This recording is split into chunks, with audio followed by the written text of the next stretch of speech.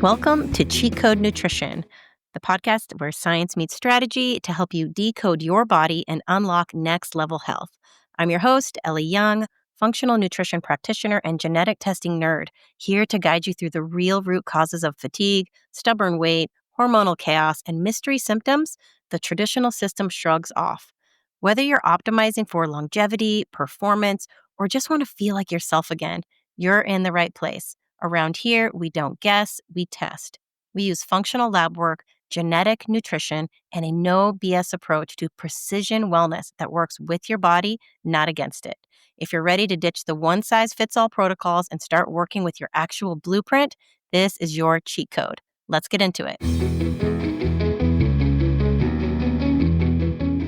Welcome back to Find Myself Free. Happy Monday, everybody. I am diving in to alcohol again. It's been a while since I have done an episode on alcohol. That is my roots. That was my original coaching role, was alcohol-free life coach.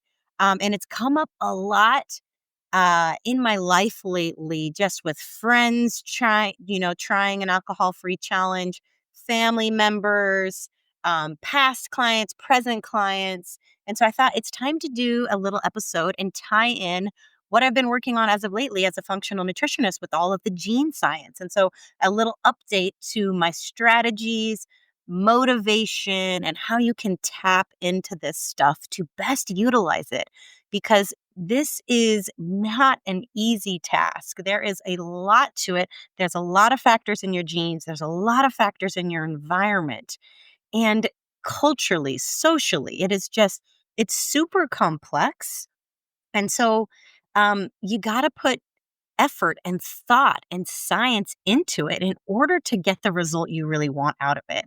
And so let's dive into it. So one of the paradoxes I see the most is like we train hard, we eat really clean, we do all the right things, but people are still craving that glass of wine at the end of the day, right?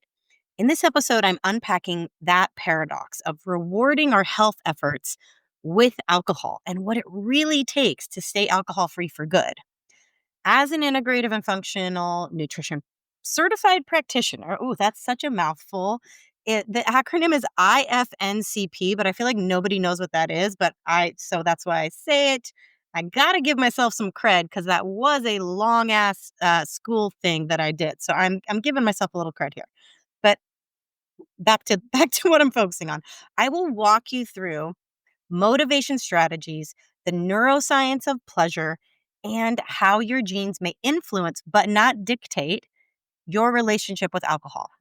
So let's get ready to rethink why you crave, how to reset your brain, and how to recommit to a future that you're proud of, right? So the main topic here today is this health paradox. Why do we reward ourselves with booze?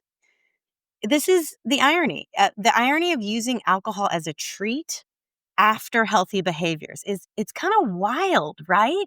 So it's such a deep-seated belief that alcohol brings you joy and pleasure, that it's attached to the good life, that after we have made ourselves suffer through hard work, suffer through the deprivation of dieting, pushing ourselves with exercise, that we deserve this reward in the form of something that is actually toxic and counterproductive to our goals. The common internal narratives are, I deserve this. I was good all week. One little drink won't hurt. This idea of a cheat day, right? Alcohol has been socially sanctioned as a form of stress relief, celebration, reward for as long as for the end of time, right? Like it's just been happening forever, right? But why this is a self-sabotaging cycle, especially for women in perimenopause, right? We need to examine this. We need to kind of get real with ourselves. And I think one of the biggest struggles is even if you can admit and you know the science of what alcohol is doing to your gut health, to your hormone health, to your metabolism, to your mental health, even if you can say, all right, I get it. It's really bad for me, but I'm not a perfect human. I deserve to just enjoy myself once in a while, right? The same goes for like dieting, right? Like, oh, you got to eat the ice cream once in a while. You got to have the cake and all these things. But again, I keep going back to that same root challenge of why do we believe that reward lives in the actual punishing of ourselves with a substance? Because it delivers pleasure at the same time. And so I'm trying to challenge you guys to find things that bring you pleasure, bring you joy without all that sabotage.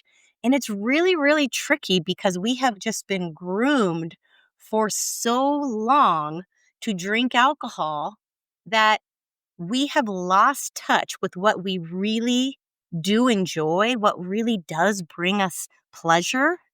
Because again, it's almost like we are just following the masses and we've lost sight of what it means to be unique in ourselves and to pursue pleasure. I mean, it's very similar to our kids and their video games and the social media and our addictions to our screens, right? We have dopamine at the ready, at our fingertips, just swipe, swipe, swipe, tap, tap, tap. And we are blowing out our pleasure circuits so that nothing else feels good anymore. Nothing else can live up to that glass of wine or that shot of alcohol, happy hour drinks, or all the dopamine hits you get from your phone, right? Our pleasure circuits are completely blown out. And so I'm going to give you a couple new strategies here to tap in. And again, so much of this is awareness. It is turning your attention to this challenge and going, why does my brain work this way?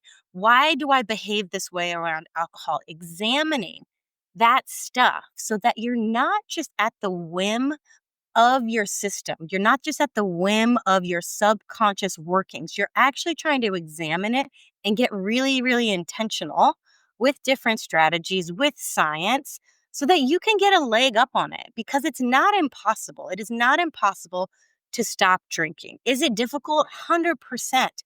But you can do it. And is it better for you? Is it ultimately a better life for you? 100%. Can you still, this idea that like, oh, you only live once and you need to enjoy your life. Can you do that and not be a drinker?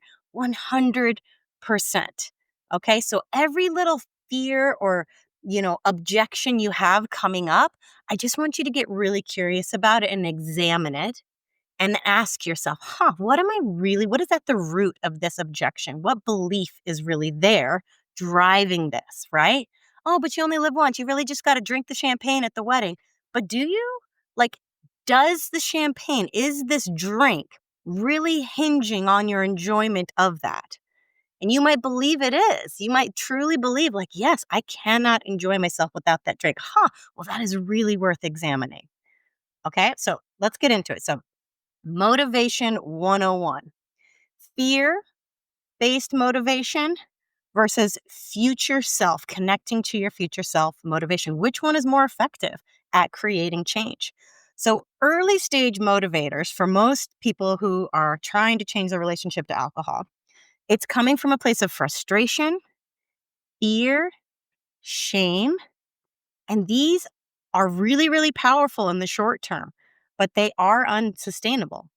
So you might wake up hungover and feel so frustrated with yourself, so full of shame that you're hungover again. Oh my God, what did I do?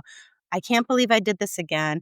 Why can't I get a grip on this? Oh my God, I'm afraid. What happens if I can't stop? If you're getting older and you are tuned into your health and you're like, whoa, what did I just do to my body with that? Really, like gut health, brain health, hormone health. Like you might have some fear there, like, God, what is going to happen to me if I can't get a grip on it? I know early stage for me, there was some deep seated fear about like, how much longer can I do this? Like, what is going to happen? I kept thinking there's going to be some horrible mistake that I make, some epic embarrassment that was going to happen to me. And so far it hadn't happened. Those are those rock bottom moments. And I never really had one. I had plenty of bad hangovers, but I never had that like public facing shameful thing that was like everybody knows you've got a problem with alcohol, and now you're almost coerced by society to make a change because everybody's watching. I didn't have that. It was all internal. It was all just self sabotage, self shame, completely driving me.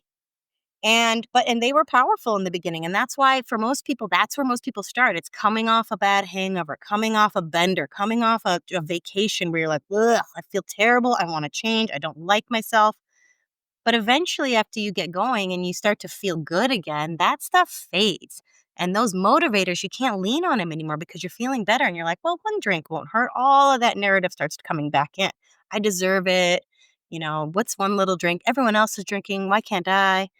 And so here is where you need to lean on a new tactic. And it's like positive emotion based motivation. So they've actually proven that behavior change is more sustainable when you connect it to a positive feeling goal, a positive feeling emotion. And how do we do this? Instead of focusing so much the thing that you're trying to stop, the thing that you're trying to avoid. This can also be applied to dieting, right? You're like, I can't eat that. I'm not going to eat carbs. I'm going to fast. I'm not going to eat till noon. If you're constantly focusing on what you can't have, it creates a lot of negative energy. It creates a lot of feelings of deprivation. These are negative emotions, and they are soul sucking. They take you down, and they are mentally very exhausting. They cost a lot of mental space and energy. But when you are connecting to a future self, and who is this future self?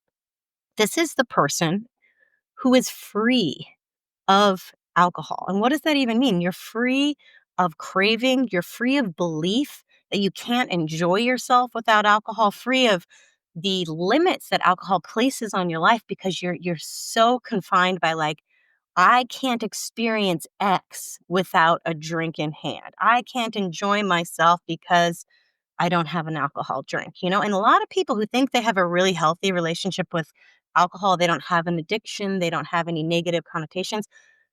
When you try to say, okay, well then do this event without alcohol, and they're like, but why? Like I don't have they don't realize just how much it still has their hooks in them. It's really, really complex. But what I want to help you like connect to is what what kind of person doesn't have an attachment to alcohol. And how does that feel? Imagine how your life would feel if your entire motivation to get to the end of the week and celebrate wasn't revolving around a drink. You were literally like, what am I going to do this weekend? And it had nothing to do with alcohol. Do you know how freeing that is? Do you know how much it changes the way you live your life when you're no longer, the alcohol isn't the end goal. It isn't the end goal in your vacations, isn't the end goal in your relationships. Like, oh, we're going to get together and we're going to drink. We're going to get to the end of the week and we're going to have happy hour. We're going to get on vacation and we're going to have sunset cocktails. Like, imagine how much your life changes when it's no longer that little piece is out. All of a sudden, your whole world opens up. You are exploring so much more because you are not using that crutch anymore. It's completely it's a completely different life. And it's impossible to imagine for a lot of people because they just are so attached to that. And that if that's you, that's okay. I was there too. It takes a really long time to separate that. And the best way is to keep challenging those notions. Keep challenging yourself every time you think about like, well, I was going to take a break, but then I had this event and I have to drink at that event. Ask yourself like, why? Why do I believe that? So all of these things, it's just an exercise. It's literally like going to the gym for your brain. It's like, how can I start to train this muscle to think differently about alcohol, to believe differently about alcohol? Now, there are some genes involved in this. The genetics of alcohol dependence are really complex, but the long and short of it is that you can't blame your DNA. They have not been able to isolate a specific gene that is like, yep, you got this, you're gonna have alcoholism in your life. Like, that doesn't exist. There's a handful of genes that are tied to alcohol use, but they are also tied to anxiety, depression, mental health overall. Majority of them are tied to your dopamine receptor sensitivity, your serotonin transporter system, different genes that are tied to mood regulation. So understanding this with a genetic test, it might reveal that you have a genetic vulnerability, but not a genetic destiny. And again, like I said, they haven't been able to pinpoint it. They can make correlations, they can make associations, but what has to happen is the inputs. You could have a gene, just like you could have a gene for being overweight, but if you don't eat badly, you're not going to express that gene that wants to store fat. If you're eating a Mediterranean diet and eating really clean and not eating processed foods, you're not going to get fat, right? Same thing with these genes that are tied to alcohol dependence. If you don't binge drink, that gene isn't going to be activated to make you more prone to addiction. And again, none of these genes are tied to alcohol. They are tied to the way your body handles alcohol, the way it handles dopamine in general, the way it handles toxicity, the way it handles serotonin. So much more than your genes is your upbringing, trauma that you've experienced, your beliefs that have been conditioned into you around alcohol, the environment that you are placing yourself in regularly. All of these are shaping the expression of these genes. Now, I've looked at enough genes of people now under all different types of drinkers, right? People who don't drink at all, who think they had a problem with alcohol, versus people who still drink and don't think they have a problem with alcohol, versus people who, the whole gamut. I've seen it all now. I've seen every variety. I have not been able to make any type of correlation between their alcohol use and their genes. But what I do see is um, sensitivity to dopamine, how quickly they metabolize dopamine. There's a specific gene called COMT, which is really, really interesting. It affects a lot of different systems in your body. But one of the things it does is it can either speed up or slow down the metabolism of dopamine. So basically either left with very, very low levels of dopamine or high levels of dopamine, which makes you kind of extra motivated, but it can also make you like a little manic. So this is really interesting for people. So again, what I like to do is we can go down this rabbit hole and look at these genes and go, look at that. Yeah, you are a fast metabolizer of dopamine, and maybe you have a handful of other genes that are affecting your dopamine sensitivity. This means that you need to actually work on sustainable forms of dopamine stacking. Instead of using alcohol, yeah, you might be more prone to alcohol use because you're trying to boost your dopamine, and alcohol really does boost your dopamine, but then it creates tolerance. And so you not only become tolerant to the level of alcohol you're consuming, it actually makes you more tolerant to all forms of joy. So little things don't bring you joy anymore. Okay, this is like the dopamine trap. Alcohol actually dulls your joy. It raises the threshold for pleasure overall, basically, because it affects these dopamine receptors. So you don't just become numb to the pain that you're trying to dull with alcohol, you become numb to a lot of different things. That's why you see these kind of catatonic depressive drunks, is because it has dulled your capacity to experience joy in all these other forms. And so for those who do have low dopamine, serotonin function, the stakes are even higher. And so we can spot that. And that might be for you a tipping point in your motivation to say, oh, wow, look at this.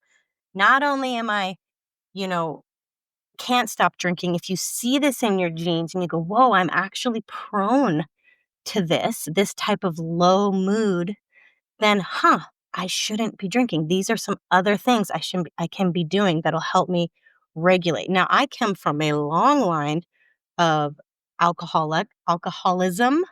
I don't even like to say that, right? Because I don't believe that it's a disease. I believe it's something that's conditioned into you. But a lot of alcoholism in my family, a lot of anxiety, a lot of depression.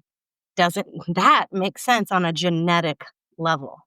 And that they were just using alcohol to cope, and then it just became, what comes first, the chicken or the egg situation. So, what I would have loved to do for these family members who are no longer with us is to help them build sustainable dopamine stacking, to teach them, like, hey, your genes are making it so you have this low mood, low dopamine. Let's build in a little cold exposure. Let's get you lifting some weight. Let's do some novelty, newness. Your brain loves new things and learning, creative expression. And how about quality nutrition and sleep, folks? Two overlooked but relatively simple things that can actually help you feel better, because it all starts in your gut. And when you're eating really well, your gut health is really good, and you are producing dopamine and producing serotonin despite having genes that might not be helping you out in that department. So, how do we rewire our pleasure circuits? How do we reset the joy set point? Because for so many, when they think about stopping alcohol and they get like a week or two into it, and they're like, yeah, but now what do I do for fun? I don't feel joy. I'm bored, right? So, I really want you to picture yourself fully alcohol free. How do we lower the threshold so that small things feel good again, right? One is to use food as medicine to actually support that neurotransmitter function that is actually starting in the gut, right?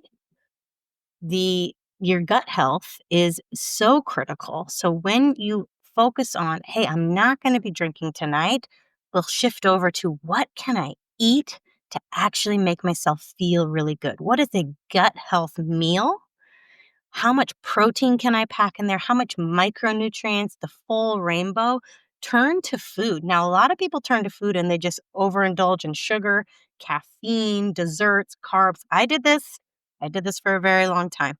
But if you can truly focus on food as medicine, you will actually start to feel better. You will actually start to recognize that, like, oh my gosh, my cravings went down because I was nourishing myself with food that my body actually needed and actually wanted. And it feels so different, right? Um, we have to learn how to reclaim the simple joys that alcohol has muted. And so, one strategy I always talk to my clients about is uh, boosting all five senses. And so, we focus on the five senses, like basically getting outside and being like, what can you see? What can you touch? What can you smell? What can you hear?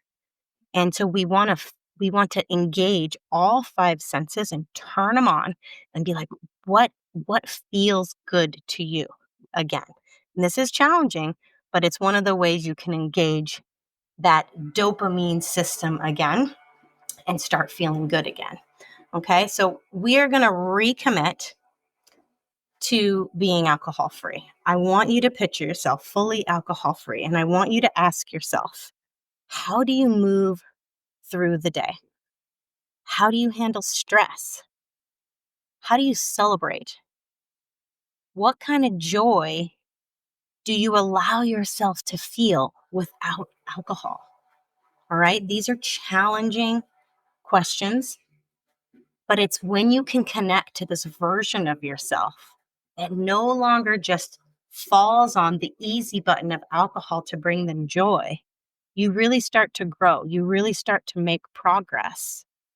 And you see that, oh my gosh, I was letting this little drink control so much of my life. And there's just so much more living out there to be done outside of this dumb little drink in a bottle. All right. So I hope this inspired you today. And I want you to know, like, you don't have to guess at what's holding you back. You can decode your unique biology. You can build sustainable motivation and support your brain, your body, your soul through this journey. If you are sober curious and you are interested, I offer a really unique program because I'm an integrative and functional nutrition practitioner. We do genetic testing to identify your dopamine and serotonin blueprint, amongst other things in your DNA. I personalize a nutrition plan to help rebalance your neurotransmitters, and I support and help you heal your relationship with alcohol from the inside out. So if that's something that interests you, check out mycheatcodenutrition.com. You can find it in the show notes and book a free call with me to explore this type of program. Imagine being someone who doesn't even think about alcohol anymore. No craving, no negotiating, just clarity, freedom, and peace. Let's get you there. As always, I am with you. You got this.